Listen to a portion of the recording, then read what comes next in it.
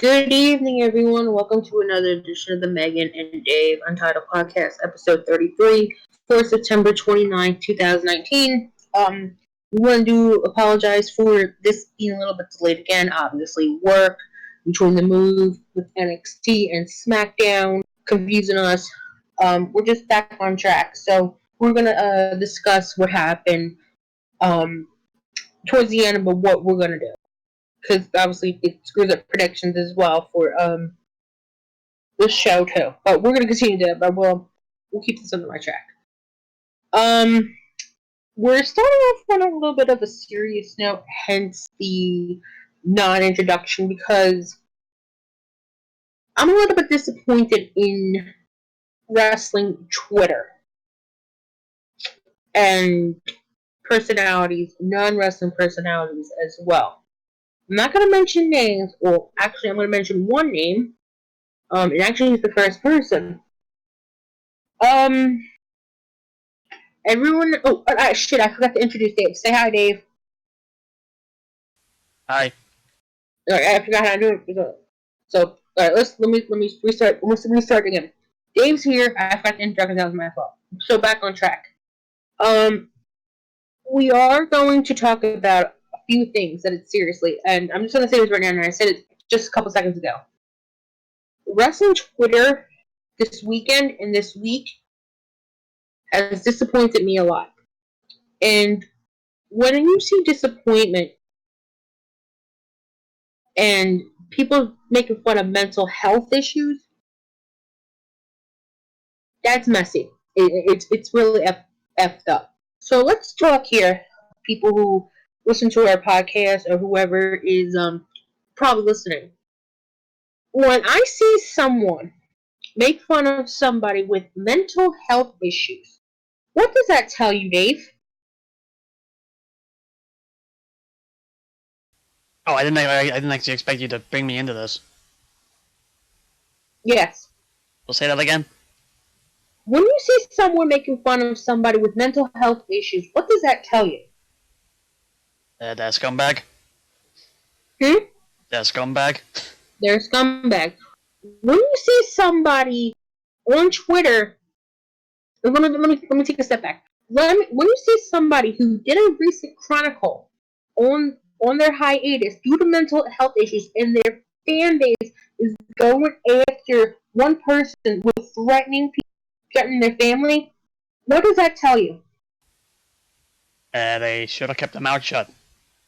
And when you see somebody like a picture, mocking anxiety, basically mocking the whole anxiety purpose, liking a picture of somebody basically technically committing suicide by art, by shooting themselves in the head, what does that tell you? That it's wrong. I'm going to break this down by 3. We're going to start with the they should have kept their mouth shut. And this is the person I'll mention.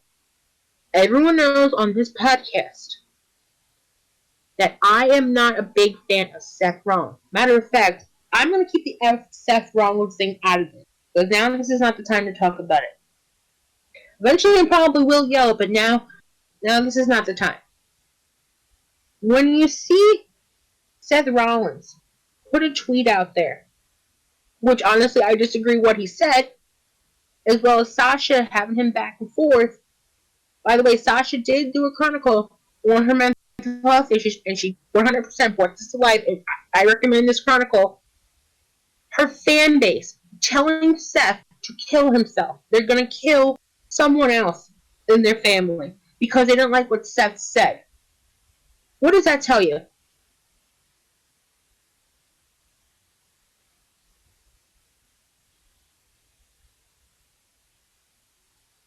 Dave?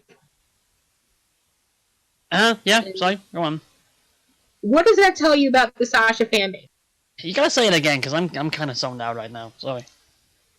When Seth Rollins tweeted something that I personally disagreed with about Sasha not being a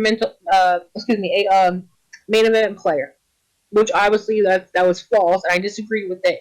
And you have her fan base going after Seth with threatening him, telling him to kill himself. Yeah, you don't do that.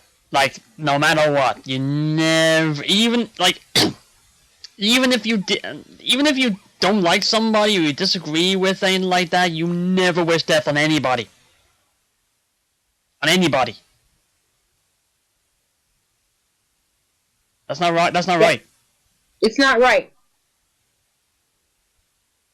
It's not right at all. And I don't want anybody coming after me because I will block you. I don't align myself with certain fan bases because they get out of control. But if somebody talks bad about Sasha Banks, it's like all hell breaks loose. Yeah, to be fair, it's like she's got she's probably got one of the bigger fan bases, I guess you could say, or like the passionate fan bases. Mm-hmm. So, and what usually would happen with if anybody attacks anybody their favorites and all that, you go after their favorites, the hounds will be released. Sometimes that may cross lines. Like they're trying to help, but they're going too far. And they definitely did because Seth Rollins did deactivate his Twitter. And here's the thing. I said what I said to Seth Rollins. Personally, I told him I didn't like the comment he made about the bank account with Will Ospreay. Because that brings too much to home. Because you're gonna eventually have nothing, and then all of a sudden you're gonna get big, and you're gonna get this big balloon ego. I mean, maybe it's for the better that Seth stays off Twitter because obviously when it comes back, all hell's gonna break loose. And next Sunday, which is my birthday in Hell in a Cell, by the way, it's gonna get not pretty ugly. It's gonna be like, oh hey, because Sasha's basically going with his fiance. So who's to say that if Becky wins, Becky wins, they're gonna release everything on Becky. That does make things more awkward. Mm-hmm. See, for me, it's like I don't try to look at all of the Twitter drama and all that. At most, all I look at is like stuff that Becky tweets, and I can't I don't. Okay, this may be the the fanboy in me coming out a little bit, but it's like at the very least for the stuff I see her saying, I don't take that. I don't take that, as a personally or anything like that, because if you've seen me for like the last year, most, if not all, of the stuff she tweets is basically aggressive stuff, like basically playing up to the character she's got. Mm-hmm. So, and even her, it's like of all this, she definitely doesn't tweet as much as she did before SummerSlam last year. Like once SummerSlam hit, she basically cut it down to, only stuff that pertains to rivalries or whatnot, or the stuff with the Four Horsewomen that are going on lately. But that's just playing up to the character, and like he even says, like stuff she tweets, it's making people talk, getting people interested. But when you're going if they're going to go after Becky by association, like I said before, her going out with Rollins and now being engaged to Rollins and all that, that's not going to change my fandom of her.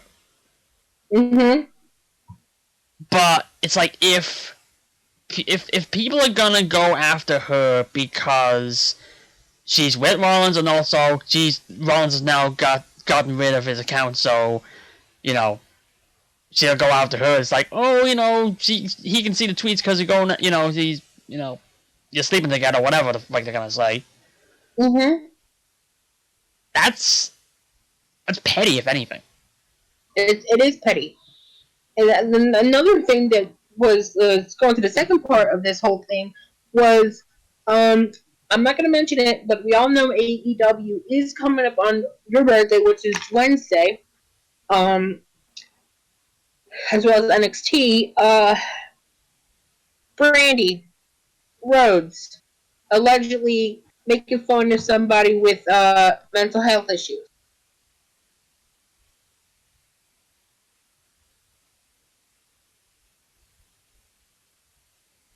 Now, I don't know what exactly happened because she did delete the tweet.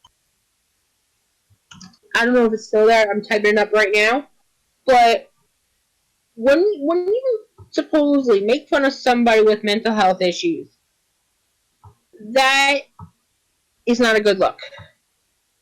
Especially when you are about to launch your national TV show within a week. Mm-hmm. Now, honestly, I would just say I haven't seen this, so I don't know exactly what was said or if it was taken out of context or anything like that. So I can't exactly, wouldn't exactly be the best to make judgment on this because I don't know what's said. I'm not one of those people that looks at the headlines and reacts just to headlines. Oh, I don't. Hold on. I could be wrong and I could be misquoting her. And I don't want to do that, and I do want to apologize if I did misquote.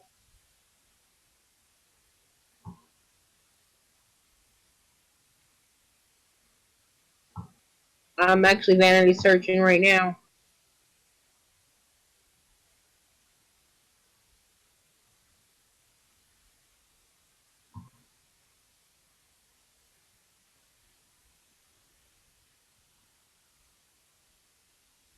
Gotta love the preparation we put into these shows. Hold on.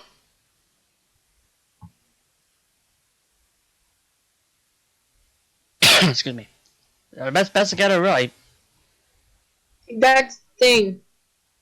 We can come back to this if you want to. Okay. So I don't want. Thing is, now on to the other thing about the whole with the Van Gogh. I'm not going to discuss it because it's going to fire me up. But let's be honest.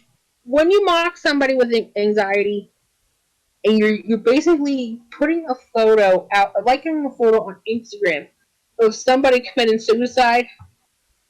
Well, the first one it was Van Gogh. Van Gogh is obviously a famous artist for his ear, but he shot himself in the chest. Look at this. Hold on.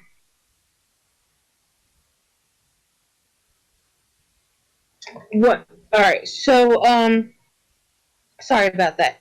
But I don't know what. Oh, wait a second. I just found it. Brandy Rose is so unprofessional. Sending your fans to bully and a harass a mentally ill person is not a good look. I just found it. So how? So how exactly did she do that? How? That's the thing. I mean, I will personally apologize if I'm wrong here, but if that is true, that's messed up. Hey. I feel like I gotta look at this myself. Hang on.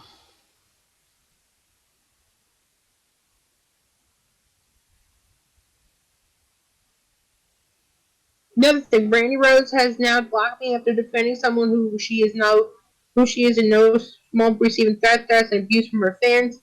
This is supposed to be an executive promising company. She cannot take as a defense, so she blocked them.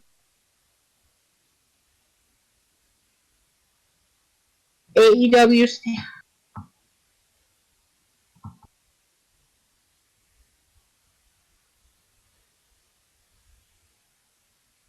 What is okay?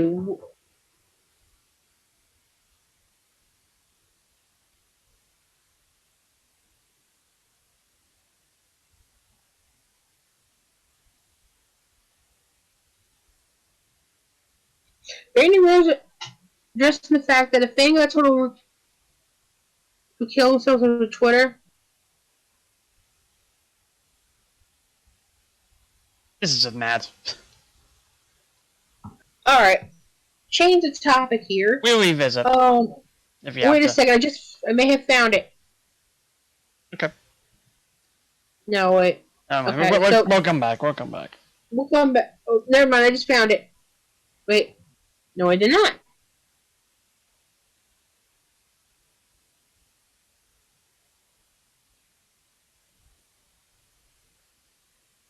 Alright, so going back, and I don't want to talk about the other thing here. I was talking about the other thing. Van Gogh basically shot himself in the chest. Okay, that I don't know why he shot himself in the head, but if this particular person is being disrespectful to people who has anxiety or people who are in thinking about suicide, that ain't Chiefs. That's the only thing I'll say. So, anything you want to say, Dave? We move on, please. Move on. All right, here we go. So with that out of the way, what? hello. So with that out of the way, hello. Hello, we're back on track. Okay, Monday Night Raw season finale. Ah, damn it. sorry, I playing the game here. Thought I made a mistake. Sorry. Season finale for Monday Night Raw. Here's a question though. Can Raw and SmackDown really have season finales and season premieres when they never stop? That's the weird thing. Like, come on, it's like I don't know. That's weird. Okay, Yeah, it's a season finale. Season premiere is next week. Yeah, what? Season finale, as a matter of fact, tomorrow. So I don't know. All right, another thing is Rusev returned. Well, he's been back, but he returned. His first match back. Yes. So hooray.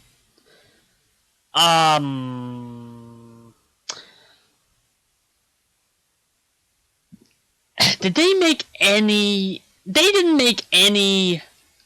Any mention of the thing that happened the week before, did they? With Rusev? Yeah. And Maria and Mike. No. So what happened to following up?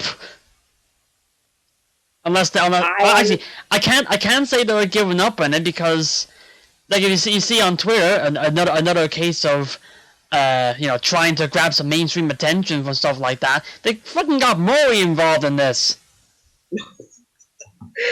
Maury. Yeah. Did you see that? Did you see that? Mm-hmm. Yeah, I did. There you go. Ugh.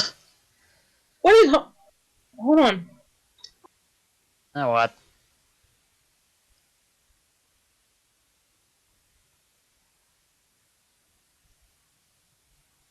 Here we go again. Sorry. Alright, okay. Continue. Yeah, they got Maury back. Yeah, they got Maury in this, so I don't know why. Carmella wins the 24/7 championship. It was a bit of a swerve for the sake of a swerve. Yeah. Obviously, I think this was done for the sake of the sake. So it was a nice thing. Like, huh? It was a nice little swerve, I'd say. Yep.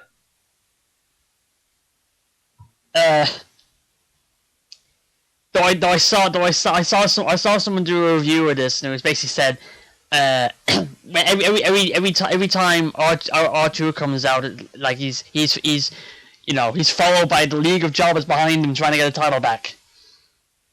Now that Carmella's got a title, you've got the female equivalent, basically. Mm-hmm. So it's basically the same story except it's now with women now. At least until Carmella loses it. That's not. Alright. Also, we had a case, so we found them. I believe the first thing at Tamina. In that line. Oh yeah. And also, for some reason, during that whole run, you had, I think it was Kairi Sane that was following them, had the whole Periscope thing on their eye the whole time. That was funny.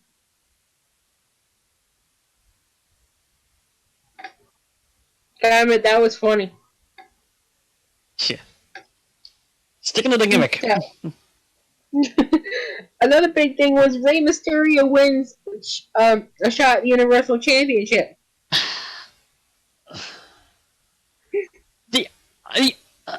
I'm a bit unsure about this. I think the only reason why they did this was because, oh yeah, it's like you've got to have like a a big match in the main event for the quote unquote season premiere, so you have Rey Mysterio be a big name and all that.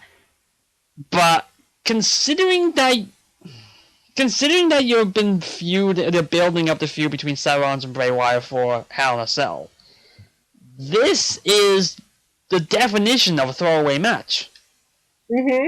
Because, like, for one thing, if Mysterio wins, it's Mysterio versus Wyatt in Hell in a Cell. I don't think anybody's saying that. No. So, yeah, it's like, I can understand doing the match and all that, but, like, after establishing a title match and then you put one in the middle, I don't, even if, no disrespect to Rey Mysterio and all that, but, I don't really see the point of this.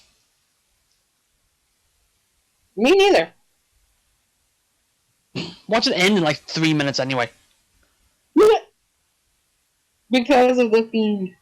Yeah, exactly. Well, it would be like 2 minutes then. Okay. Another thing is, oh god, Lord, do not have Seth Rollins in a friggin' horror film. Ooh, spooky, spooky, spooky. Oh lord. Oh my god, I can't tolerate it. Alright, moving on to SmackDown. Weird camera movements. Well, nothing really important on SmackDown besides... No, there's always weird camera movements. What was going on? I have no idea. And then Kevin Owens and Shane McMahon battle one last time in a ladder match. Oh god, please let Kevin Owens win this.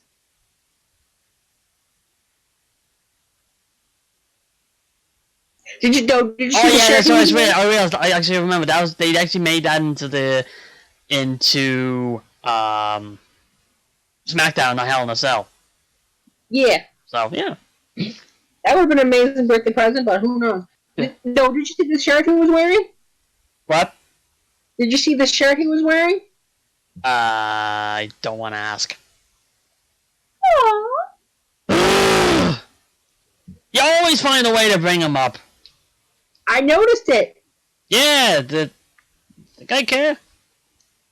Still he's coming back. It could be this week, who knows? But he's scheduled to come back April. I'm sorry.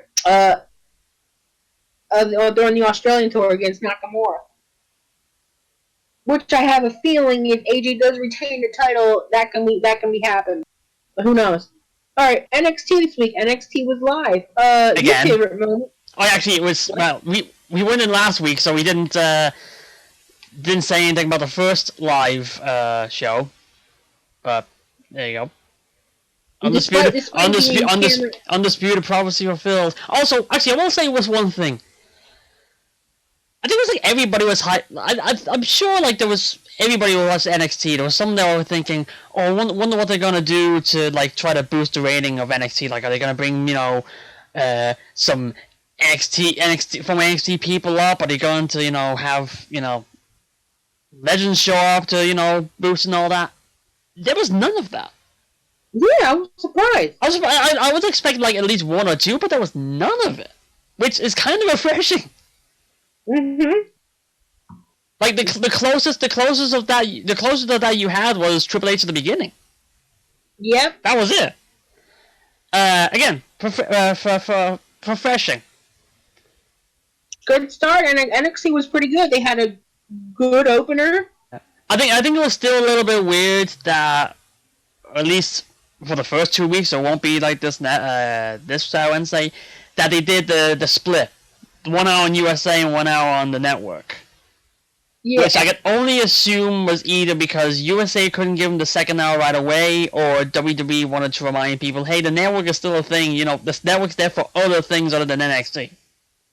Yeah. Even though NXT, well, I think only have like a 24-hour delay now.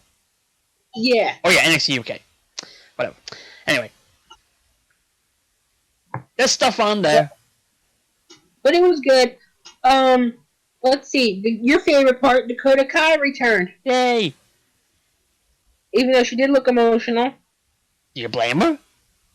No. But I want to be honest. Like she been gone for like 9 months because of an ACL. So. I think her opponent Tanara needs a little bit more work. To be honest.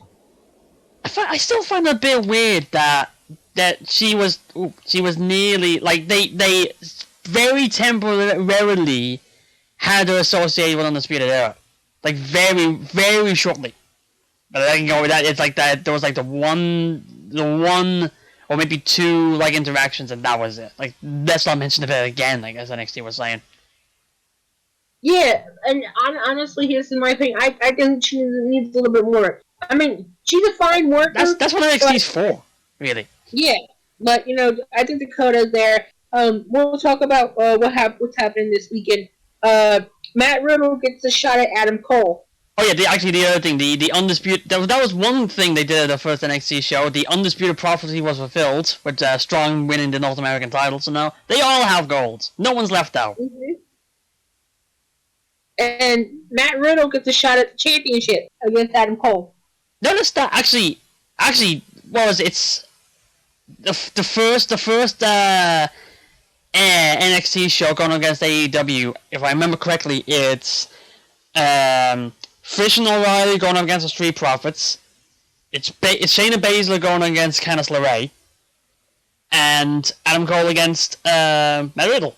So you've got 3 title matches on the first head-to-head show of the War, the new Wednesday War. Here's the thing. I personally believe if they want people talking, they need to switch. They need to switch a title. And here's what I think: which title should change hands. But I highly doubt it's going to change hands because I don't know if they're going to break the record or they're going to have someone actually defeat them. Have her defeat it. But out of those titles, Matt Riddle, I can say, will probably win it at the NXT TakeOver. The Street Profits are up on the main roster, so I think. Are they though? Like they've been appearing backstage for like 3 months and haven't done anything in ring yet. So like, are they really? Okay, we're gonna keep that. Put an asterisk next to their names. An asterisk. But the only title I do see in change hands, if they're gonna actually pull the trigger, is the women's title.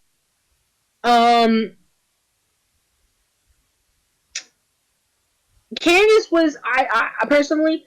Candice was the surprise win, and obviously I was for it. I like Candice LeRae. But if Shayna retains the title on Wednesday, Shayna has nobody left technically. Wait. Actually, I lied. Rhea Ripley.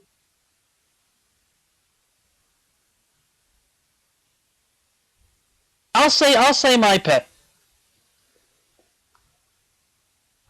If they're going to make any kind of change, it's going to be the women's title match. They just had all 4 Undisputed Era members have a title, and they got new merch, because that's what happens.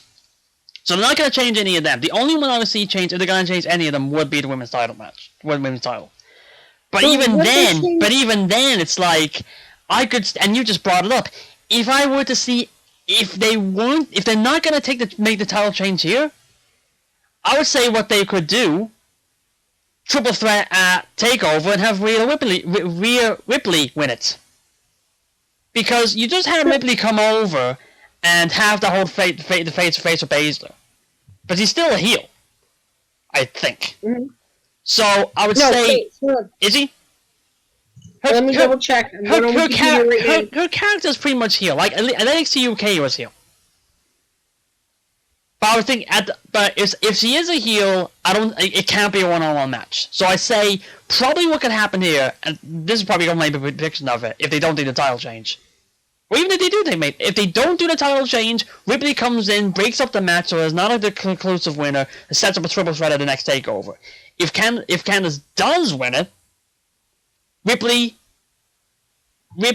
actually either way it sets up a triple threat. Candice wins the match, Ripley comes in and takes her out to say, hey, maybe not the same right away, but whatever.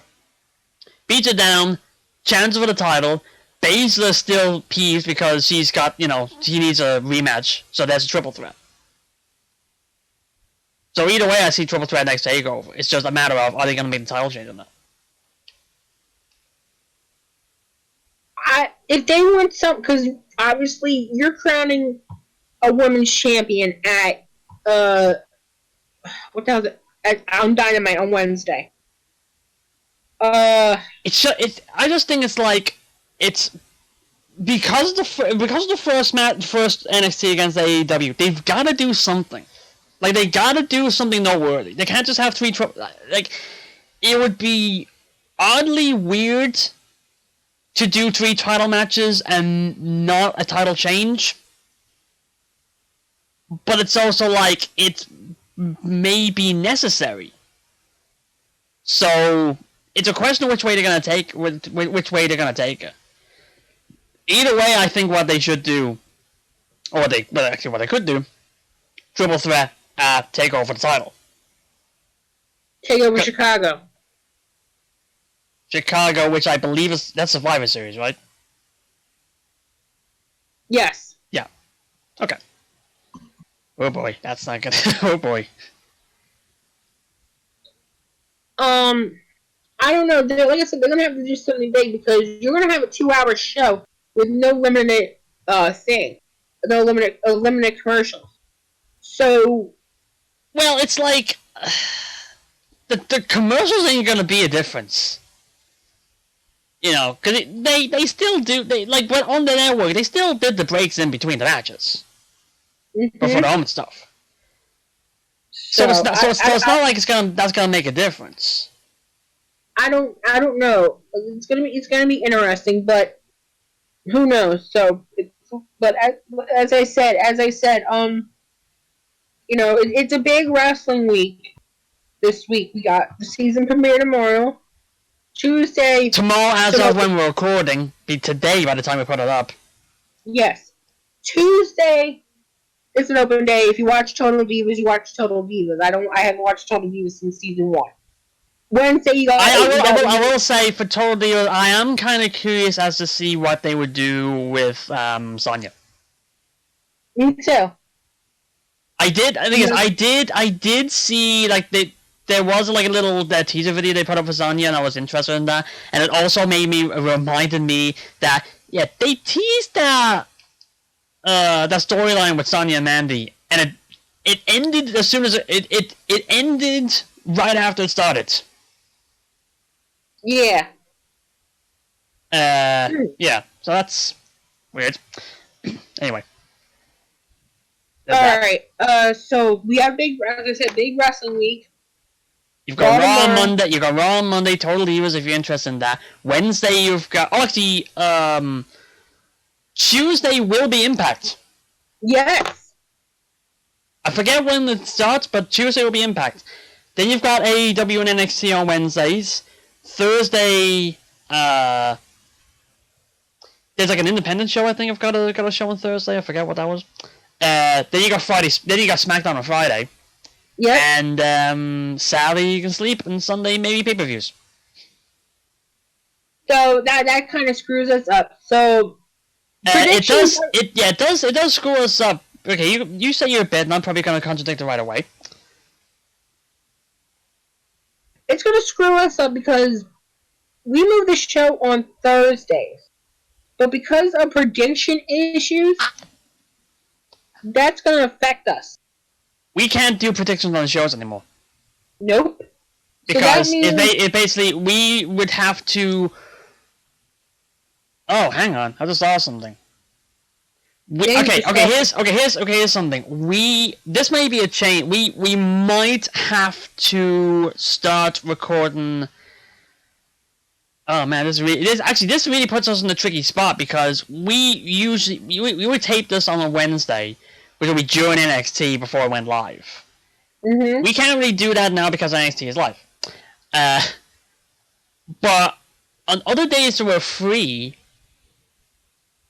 we can't do it on Friday because, if anything, the only day we could actually do it is Saturdays. Or at least recording this will be Saturdays, but that's my busy work night. we can't do it. We can't do it Sunday. If we do it on Sunday, it would be awkward because we were recording it before pay-per-view and then releasing it after a pay-per-view, so it'd be out of date.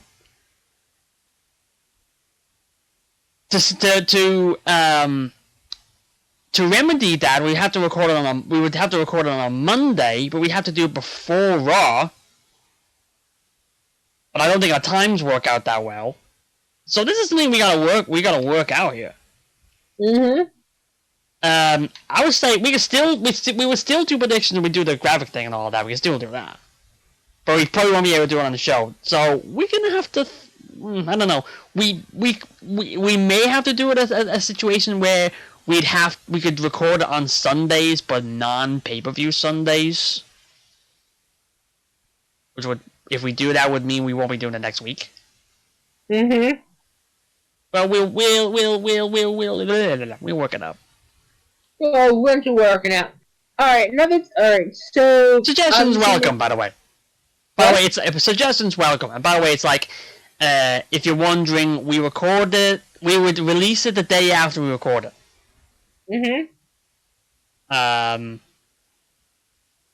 We could, I could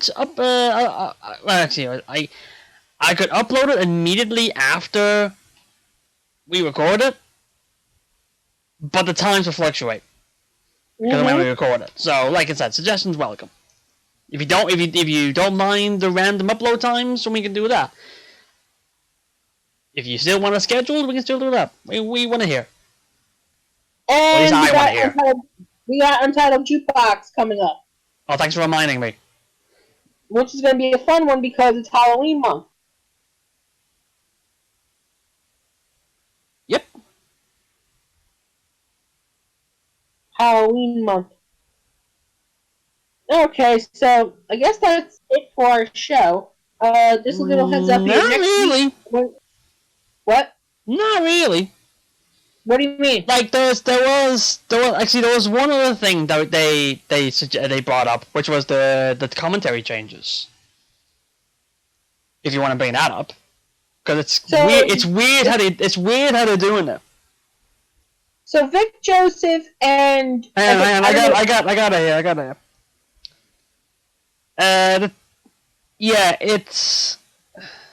Yeah, for some reason they basically moved the Raw team of Cole, Graves, and Renee to SmackDown completely, which is a weird move. But I guess Renee doing something on backstage. So it's actually a 2-person table, which is also weird because they haven't done a 2-person table in years. Well, probably like 7 or 8 years or something. I don't agree with the Raw one. That's the one I don't agree with. Was it Vic Joseph, Dio Madden, and Jerry Lawler? Now I don't watch any of like the other, like main event or anything like that, or even 205 that much. So I don't know who this Dio guy is. I'm doing reading here that he did do commentary for 205. Okay. But that's it. Vic and NXT UK. Vic Jones did NXT UK, and I believe he did bit of 205 as well. Yes. I think if they were going to have a 3-person team, it should have been I said Michael Phelps. Phillips. No, actually, no, go on, sorry. It should have been Tom Phillips, Vic Joseph, and Dion Madden. Okay. I am reading here on this report, like Pro Wrestling Sheet. Jerry Lawler being a part of the Raw team is likely only to be for the short term. And they are looking for people to come in at a full-time basis. And one of the names actually that this account said brought up, which would explain main event if he starts, was Mickie James. Yes, because she did commentary for main event this week, which was interesting. Very interesting to see. I haven't had a chance to see it yet because I tried For one thing, it's not on the network for another 2 weeks, and my other sources don't work. So I haven't had a chance to see it. But it'll be interesting to see. I will be interested to see what they do with main event next week. If they bring her back or they try someone else. I mean, they may use main event as kind of like a testing grounds for somebody they could put on Raw, which would be interesting. Mm-hmm. I mean, like for you, it's, I know it's probably worth us asking you like thing like that because like who do you know our voices? But like I said, it'd be interesting to see like what people they bring up because hey, Aiden English, like he basically came out of nowhere doing commentary, and now he's like he's got a basically a permanent spot. So yeah, and there have been cases in the past where wrestlers have come from wrestling, even like when they're injured. Even Joe while they're injured to do commentary. So it's not new. Yeah. So yeah. Now we can end it. Alright, so poor Tom Phillips. Anyway, oh yeah, Tom Phillips. Ah well, though. Yeah. There was also another thing like I've noticed lately. Fox has really been going all in lately with the cross promotion with WWE. I think it was like they did announce that they're gonna do basically the Talking Smack successor with Renee and Booker T during the week. But like you notice all the cross promotion that they've done with WWE over the last week. Like just tonight alone, you had Renee Young, R-Truth, and Camaro all on the Fox's NFL coverage. You had Big E doing a basically his own ring entrance in the boxing last night. Yeah. If you see a couple weeks ago, you had actually one of the in-studio reporters win the 24/7 title for a brief second. So there's that.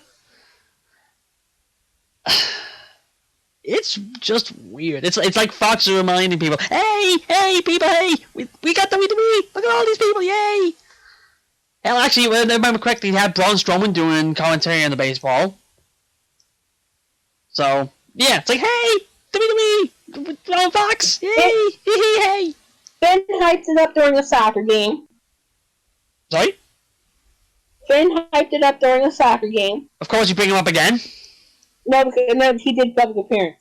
Yeah, I know, but still, you bring him up again. I miss him. How long? Anyway, let's finish this. Alright, everyone. Thank you for listening. Good outro. Goodbye. See ya. We'll see you whenever we're on next. I know.